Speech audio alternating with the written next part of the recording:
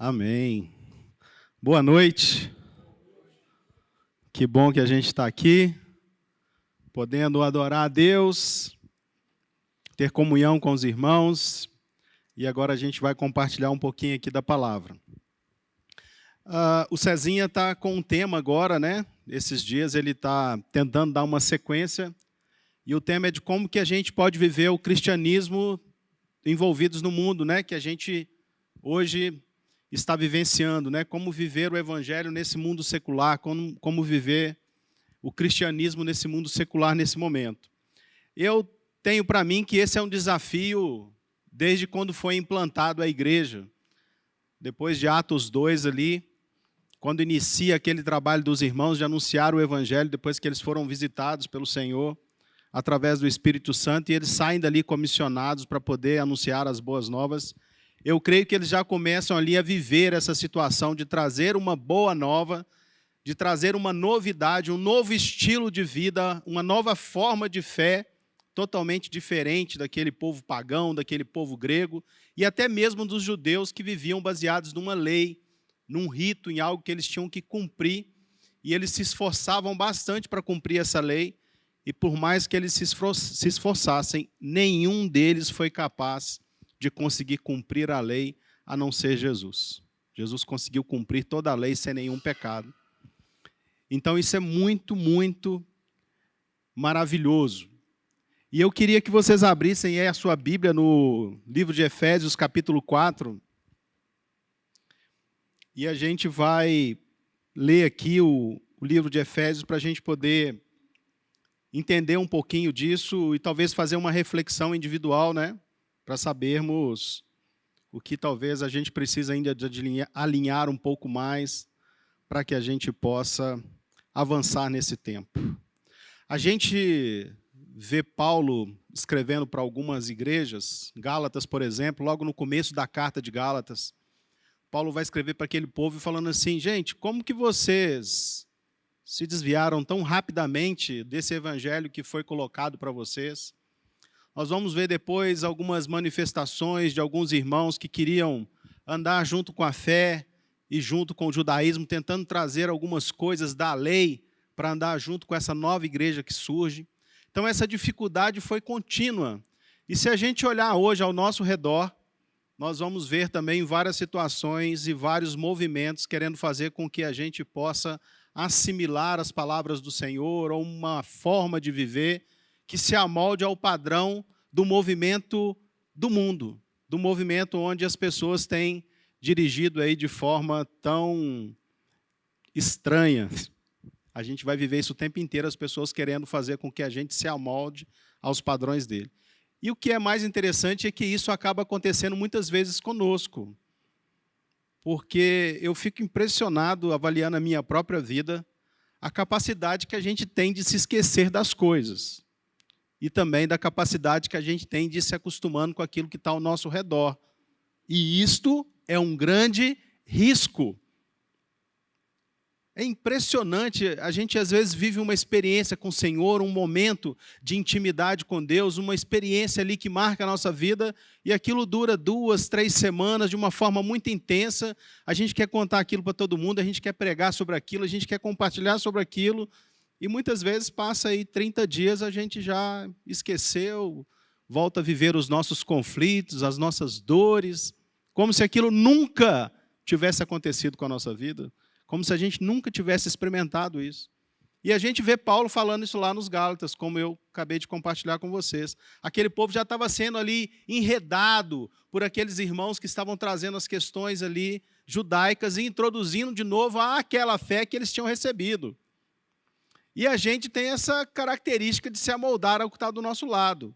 Só que a palavra de Deus fala que é para a gente ir na contramão desse movimento do mundo. A gente vai ver isso lá em Romanos, capítulo 12, versículo 2, ele vai falar que é para a gente transformar a nossa mente. Né? Romanos, capítulo 12, versículo 2, quer ver?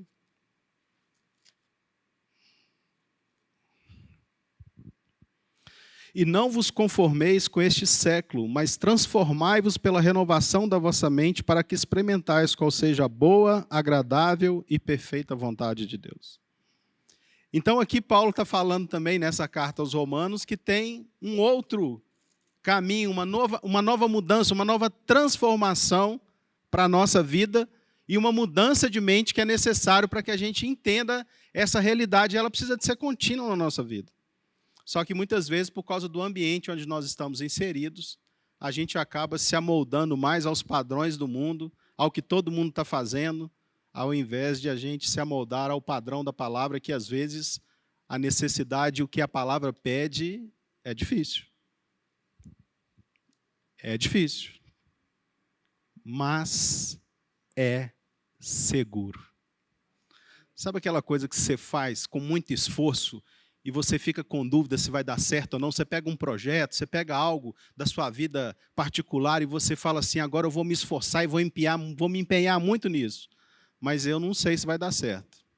Você fica ali inseguro muitas vezes por causa daquele tanto de coisas que podem estar envolvidos nesse projeto. Mas com relação à palavra do Senhor, com relação àquilo que nós já recebemos da parte dele que está escrito aqui, pode praticar porque é segurança. Pode praticar porque é verdadeiro. Pode praticar porque vai mudar a sua vida para melhor. Então aqui, como eu falei para vocês lá, em Efésios capítulo 4, Paulo escreve o seguinte: rogo-vos, pois eu, o prisioneiro no Senhor, que andeis de modo digno da vocação em que fostes chamados. Paulo está escrevendo essa carta para a igreja, e eu acho interessante quando Paulo está escrevendo essa parte aqui, porque ele não está escrevendo para os líderes da igreja, ele está escrevendo uma carta que vai ser lida para toda a igreja. E ele fala então que tem uma vocação individual, uma vocação, um chamado individual para cada um de nós. E um risco muito grande que eu acho que a gente pode correr é a gente ir vivendo a nossa vida cristã sem essa identificação do que é esse chamado, esse chamamento do Senhor, essa vocação individual para cada um de nós.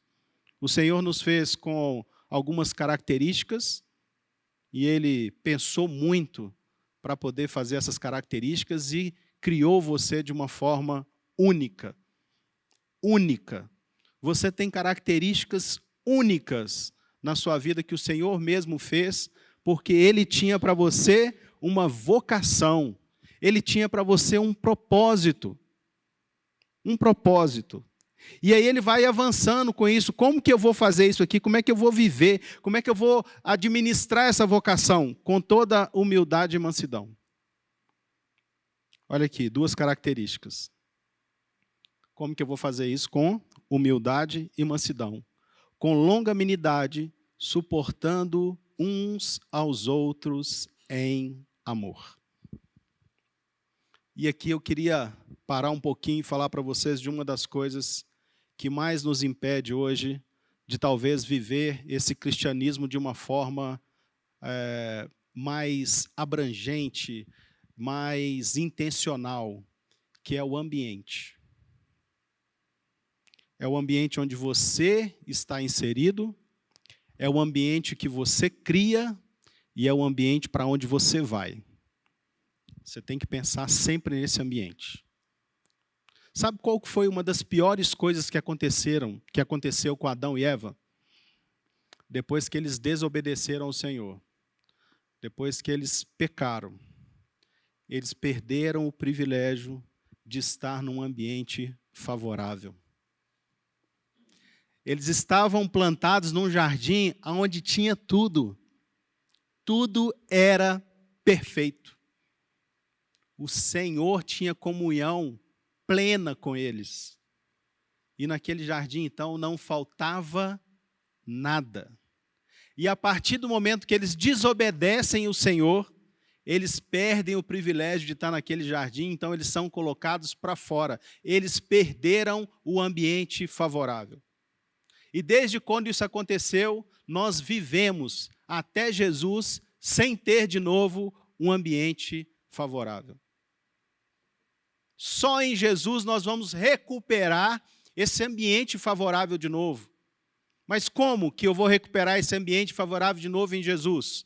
A palavra de Deus me assegura que a partir do momento que eu reconheço o Senhor Jesus como Senhor e Salvador da minha vida, eu recebo um selo Eu recebo algo da parte de Deus que está dentro de mim. Essa é a graça maravilhosa que a gente fala que tem no Evangelho. Essa graça que faz agora com que a gente seja selado, a identificação de Cristo na nossa vida com o Senhor, o Espírito Santo. E aí, então, agora nós temos esse ambiente restaurado em nós. Em nós. Por que Jesus, quando conversou com aquela mulher samaritana, ele disse para ela que se ela cresce, ia sair algo do interior dela. Porque se ela cresce, ela ia ser selada com isso, com essa fé transformadora, com essa mudança de mente. E do interior dela iam fluir rios de águas vivas, puras, transformadoras. Águas que mudam o ambiente.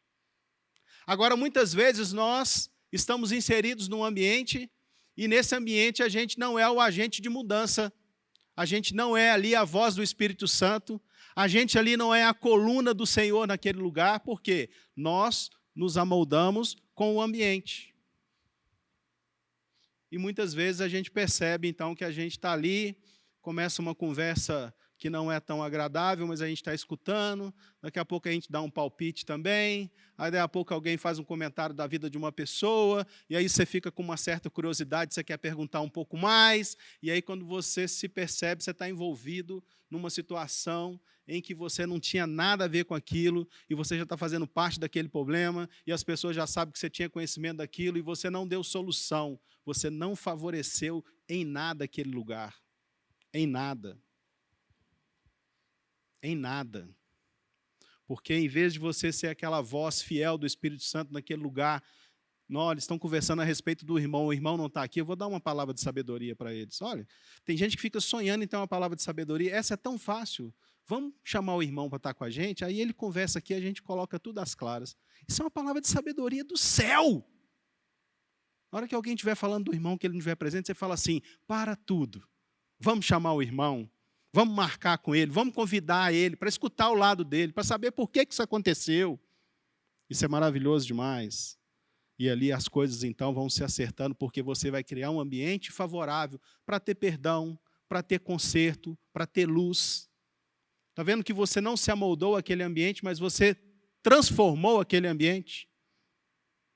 Eu fico vendo isso muitas vezes quando a gente está tendo alguma situação familiar, onde a gente precisa de resolver algum conflito, a gente percebe que nós mesmos não nos movimentamos para ter um ambiente favorável. Já viu? Quando você está voltando para casa, tem uma situação para você resolver em casa, você já fica pensando em qual arma que você vai usar. Você já fica pensando como que você vai reagir, qual que é o argumento que você vai usar. Em momento nenhum você para e fala assim, Deus, eu estou voltando para casa, o ambiente lá não está favorável, mas eu queria chegar lá com a tua unção. Eu queria chegar lá com as respostas do Senhor. Eu queria chegar lá com graça. Eu queria fazer daquele ambiente ali um ambiente novo. Eu queria abençoar a vida da minha esposa, dos meus filhos. Eu não quero ficar discutindo e brigando. Aí, normalmente, as mulheres estão lá em casa também já esperando o rapaz chegar, o cidadão vindo do trabalho, já se armando, pensando em como que ela vai entrar no assunto, em como ela vai brigar, e aquele ambiente ruim, aquele lugar que está sem espaço, pode ser o apartamento maior do mundo, que parece que é um ovo, você está ali dentro sem lugar, incomodado, incomodada. Aí, de repente, vem o favor de Deus na sua vida, você fala assim, não, eu vou criar um ambiente aqui diferente, eu vou orar, eu quero que Deus me dê graça para resolver isso, mas com a orientação do Senhor, não com o que eu estou sentindo. E isso é em todas as coisas da nossa vida, nós precisamos nos preocupar com isso. O que eu estou fazendo para mudar esse ambiente? O que eu estou trazendo para esse ambiente? Como que é bom chegar aqui, irmãos, aos domingos de manhã, como é bom chegar aqui os domingos à noite, como é bom chegar nas igrejas casa, para a gente poder estar junto com os irmãos, sabe por quê? O ambiente é totalmente favorável. Tem alguém orando por aquilo. Para essas reuniões aqui de domingo, tem uma turma gigante orando. Praticamente em todas as casas, praticamente em todos os lares aqui de irmãos da comunidade, a gente intercede pelo culto de domingo, intercede pelos irmãos. Nós pedimos a Deus que nos visite aqui nos momentos de adoração. E aí, quando a gente chega aqui, parece que a gente está entrando num lugar assim, a gente não quer ir embora. Eu, particularmente, não posso nem falar muito, eu amo ficar dentro da igreja, eu amo estar com vocês, porque é um ambiente totalmente favorável. A gente chega aqui, começa esse louvor, começa essa adoração, você ora para os irmãos, eles estão quebrantados, eles estão orando, uns estão com a mão levantada, outros estão orando em língua, aí fica aquele ambiente favorável para tudo. Agora eu te pergunto, por que na hora de você resolver os seus conflitos, dessa vida nossa de evangelho com relação às coisas que estão fora dos padrões do Senhor, por que você não tenta gerar esse ambiente? Por que você não busca e chama a glória de Deus para isso? Você prefere lutar com as suas armas. Você prefere lutar com aquilo que você já conseguiu de intelectualidade sua, de conhecimento seu. É o que a gente chama de lutar a luta errada. É o que a gente chama de lutar com a arma errada. Nós temos armas poderosas em Deus. Armas poderosas em Deus. E essas armas poderosas em Deus, a maior delas, pelo meu entendimento, é o amor. O amor muda qualquer ambiente. Por mais crítico que ele esteja, quando começa a ter manifestações de amor, aquele ambiente começa a se transformar. E as coisas começam a mudar. Basta ver quando a gente é ministrado. Quando a gente está passando por algum momento difícil, alguém chega e fala para a gente assim, puxa vida, você é tão importante, eu gosto tanto de você.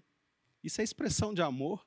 O ambiente aqui dentro já começa a mudar, vem aquele calorzinho gostoso, aquela coisa boa de falar assim, nossa, que bom receber essa palavra, saber que esse irmão se importa, que esse irmão gosta de mim. E então a gente, com esse calorzinho, a gente vai andando, com toda a humildade e mansidão, com longanimidade, suportando uns aos outros. E essa palavra suportando-vos uns aos outros aqui, suportando-vos, é de ser suporte mesmo, é de segurar em pé, é de manter erguido. Então nós temos essa obrigação para com o outro, com mansidão, com longanimidade, com humildade. Eu quero ser suporte para o meu irmão. Eu preciso ser suporte para o meu irmão. Porque quando eu sou suporte para ele em amor, eu estou mudando o ambiente dele. Eu estou favorecendo a vida dele. Então eu vou lutando contra o movimento do mundo. O movimento do mundo hoje tem umas frases, né? Tem uns movimentos que eles têm feito aí muito interessantes, que é o seguinte: independente da circunstância, independente do ambiente, continua. Porque você é o melhor de Deus. Porque tudo vai dar certo. Só depende de você. Eu não quero essa palavra nunca para a minha vida. Eu rejeito essa palavra. Eu não sou o melhor. Eu não sou o melhor. Muito pelo contrário. Se não for a misericórdia, a graça e o favor de Deus, eu estou perdido. Eu não tenho mais nada. E não é tudo que vai dar certo na minha vida, não. Tem muitas coisas que vai dar errado. Mas a minha segurança não está nessas coisas. A minha segurança está no meu Senhor.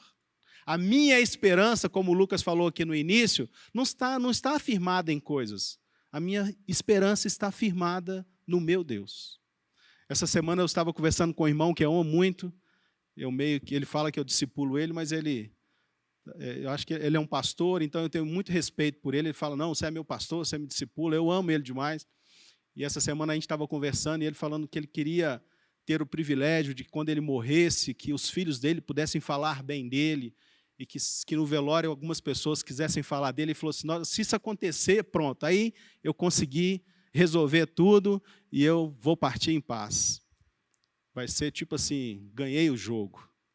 Aí eu falei com ele, irmão, eu estou vivendo talvez a melhor fase da minha vida. Não estou com dívida, meus filhos estão com saúde, eu estou extremamente bem com a minha esposa, mas o Gama ouve para mim, eu já ganhei o jogo lá atrás quando Cristo me encontrou. E se ele me levasse hoje, está tudo resolvido. Ele falou, não, eu não posso não, porque eu quero ver os filhos da minha filha, do meu filho, eu quero ver o casamento da minha filha. Eu falei, eu não me importo com isso. Eu anseio por isso, essa é a minha esperança.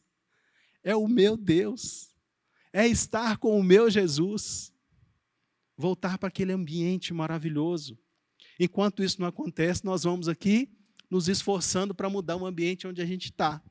E mais um pouquinho ele vai avançar e falando, né? No 3 agora aqui. Esforçando-vos diligentemente por perseverar a unidade do Espírito no vínculo da paz. Há somente um só corpo, um Espírito, como fosse chamados, numa só esperança da vossa vocação. Olha a vocação aí de novo. Da vossa vocação, há um só Senhor, uma só fé, um só batismo, um só Deus e Pai de todos, o qual é sobre todos e age por meio de todos e está em todos. Eu vou continuar lendo algumas coisas aqui para a gente continuar aqui a pregação, né, a ministração, mas eu queria que você guardasse esse versículo, capítulo 6, esse versículo 6, para que você pudesse meditar nele para a sua vida, para você procurar de Deus essa identificação com o seu chamado, com a sua vocação. Olha a grandeza desse versículo 6 para a sua vida e para a minha vida. Um só Deus e Pai de todos, o qual é sobre todos, age por meio de todos e está em todos. Talvez a gente esteja hoje, ou já passou por isso, ou daqui a pouco a gente vai passar por algum momento onde a gente acha que a gente não é digno de ser usado por Deus.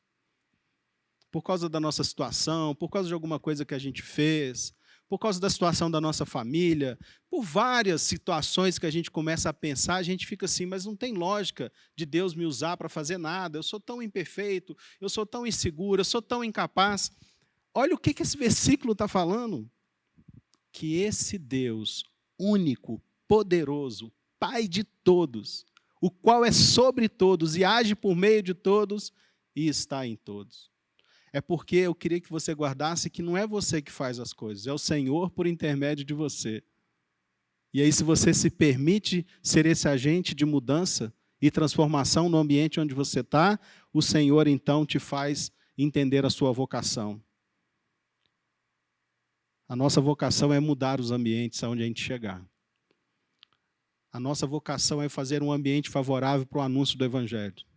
A nossa vocação é adorar o nosso Deus, celebrar o nosso Senhor. E essa identificação aqui só acontece por causa daquilo que Ele já nos deu, que é Cristo Jesus. Porque é Ele que faz com que a gente seja filho de Deus. Maravilhoso demais quando a gente entende isso. Porque muitas vezes a gente entende Jesus como nosso Salvador e Ele nos dá acesso a essa vida eterna, e a gente, muitas vezes, na nossa limitação de pensamento, a gente para aí, que já é demais também, né? Imaginar que a gente foi salvo e que a gente vai ficar com Deus, não tem nada melhor. Mas se você se aprofundar um pouquinho mais e quiser um pouquinho mais, você vai perceber que tem uma vocação, que tem um chamamento, que tem uma obra que você vai participar dela como esse filho de Deus. Você agora tem uma filiação no Senhor. Eu acho muito lindo um versículo que está no Evangelho de João, capítulo 1, versículo 12. Acho que quase toda vez que eu prego, eu uso esse versículo. Porquanto todo aquele que o reconhece como Filho de Deus, lhe é dado o poder de também ser chamado Filho de Deus. Se você reconhece Jesus como Filho de Deus, nessa obra maravilhosa de cruz, você recebe o poder de ser chamado Filho de Deus. E esse poder te leva para esse lugar aqui. Um lugar onde o Senhor age por meio de você. E então ele vai avançando aqui, eu vou pular agora para o versículo 17, e ele vai falar assim no versículo 17.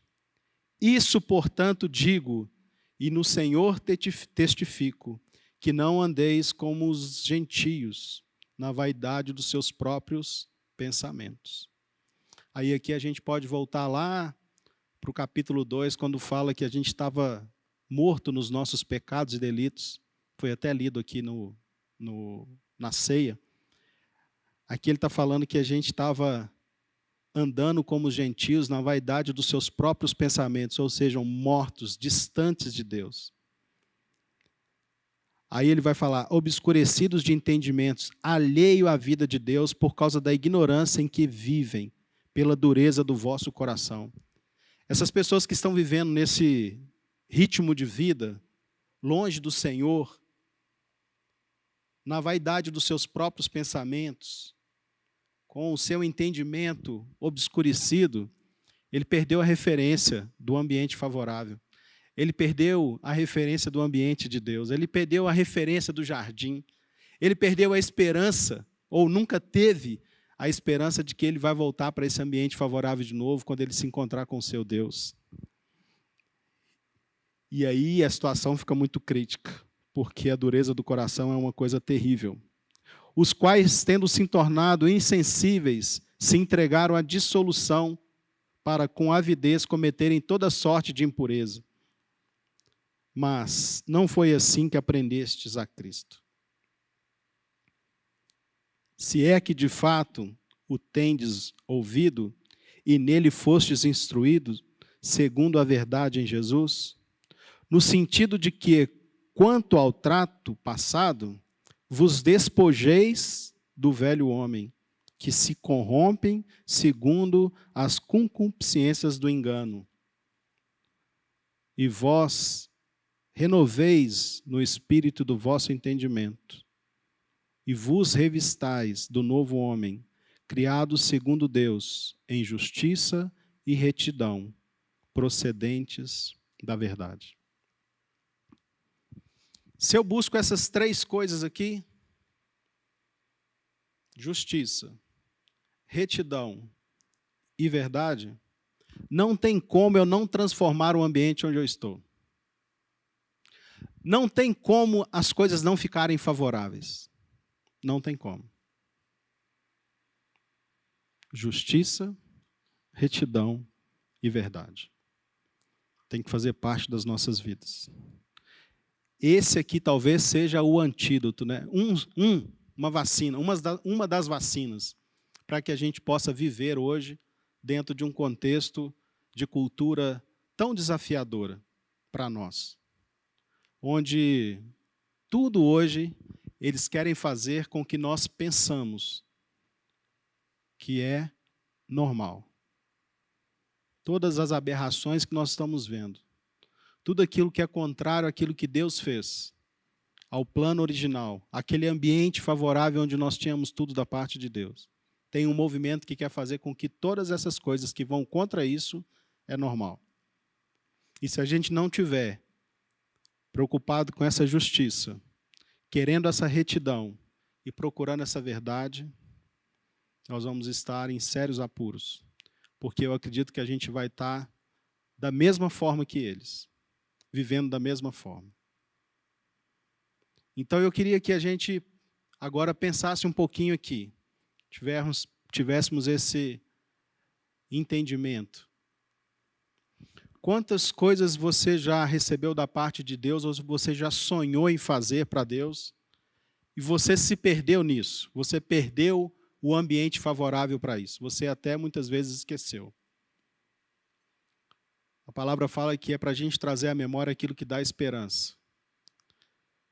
A gente fala muito de primeiro amor, né? Desses momentos onde a gente vive algumas experiências com Deus, um culto onde a ministração é toda voltada para a gente sai dali e sai todo animado, e vai que a nossa semana vai mudar, vai transformar. Onde a gente vai chegar, o ambiente vai ser diferente, mas passa 1, 2 dias, muitas vezes a coisa não acontece e nós esquecemos daquilo. Eu queria que você pudesse agora pensar nisso e trouxesse a sua memória. Eu sei aqui que vários de vocês, em algum momento, já colocaram no coração assim: eu vou me envolver com as coisas do Senhor. Eu vou me envolver com as coisas da igreja. E aquilo queimou dentro de você de uma tal maneira, de uma maneira tão maravilhosa, mas durou pouco tempo. E até esse momento você não conseguiu se envolver ainda. E talvez você pode até ter se envolvido. E aí você, por alguma decepção, por alguma palavra, por algo que saiu do seu controle, o ambiente ficou desfavorável, você preferiu sair do que transformar o ambiente. Eu queria deixar isso como um desafio para você hoje. Queria que você trouxesse a memória. Aquelas coisas do nosso primeiro amor, daquelas experiências que nós temos com o Senhor no nosso quarto, onde a gente sai e fala assim: agora eu vou mudar o mundo, agora é comigo, o Senhor falou comigo. Passa 2 dias, você nem lembra mais daquilo. Nós somos assim, irmãos.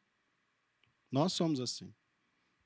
Acho que é por isso que a palavra fala que a gente tinha que ser perseverante. Nós, muitas vezes, não somos. Se você sondar o seu coração e tem situações na sua vida que você já desistiu de orar, tem um familiar seu que você já falou assim, não, esse não converte de jeito nenhum, vou parar de orar por ele, desisto. Católico demais, tem problema demais, é rígido demais, critica demais, discute demais, questiona demais, você falou assim, não, esse eu abro mão. Você não tem esse direito de abrir mão, porque você agora tem o poder de ser chamado filho de Deus, e você tem autoridade para mudar o ambiente onde você chega, porque aonde você chega, chega o Senhor com você, porque você está com aquilo de mais precioso que existe hoje sobre a terra, que é o Espírito Santo. Você está capacitado, você está autorizado, você está revestido, você está cheio. Você está cheio. E eu queria agora que a gente pudesse orar.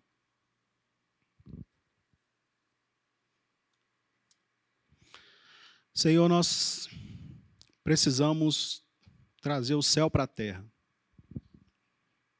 Nós oramos sempre, Senhor Deus, que seja feita a Tua vontade aqui na terra, como ela já é feita no céu. Quando a Sua vontade for feita aqui na terra, Senhor, isso aqui vai voltar a ter aquele ambiente favorável. Vai voltar, ó Pai, Senhor Deus, a Tua presença está plena, completa, sem necessidade de mais nada.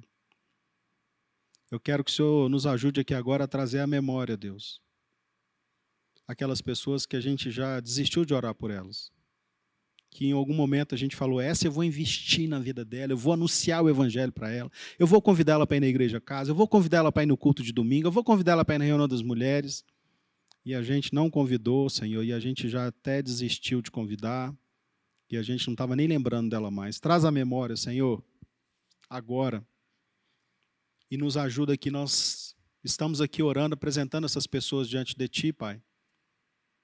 Nos dá a oportunidade de encontrar com elas e criar um ambiente favorável, Senhor, para o Teu Espírito trazer o convencimento daquilo que o Senhor é e da obra maravilhosa de Jesus. E eu quero também orar com os meus irmãos, pedindo, Deus, que o Senhor possa trazer ao nosso coração as promessas que o Senhor já fez para nós, as que nós temos na palavra, que já estão aqui registradas, estão disponíveis, mas aquelas também que o Senhor já usou alguém para ministrar na nossa vida, aquelas que a gente mesmo pegou através de uma ministração e falou, não, isso é para mim, eu vou caminhar nisso. E a gente foi passando os dias, ó Pai, seu Deus, e nós relaxamos, nós nos perdemos nisso e não avançamos. Nos ajuda, Senhor. Essa é uma noite onde nós nos apresentamos diante de Ti pedindo mudança, transformação. Nos ajuda, Senhor Deus, a transformar a nossa mente, para que a gente não se amolde. Não deixa, Senhor, com que a gente comece a perceber as coisas e de tanto a gente ouvir falar sobre elas, nós nem mais nos incomodemos. Não, Senhor, nós não podemos. Nós não podemos.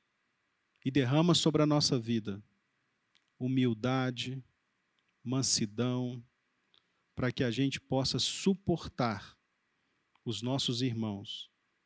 E com esse suporte em amor, nós possamos trazer o ambiente favorável para a manifestação do seu poder, que cura, que salva e que transforma. Em nome de Jesus. Amém?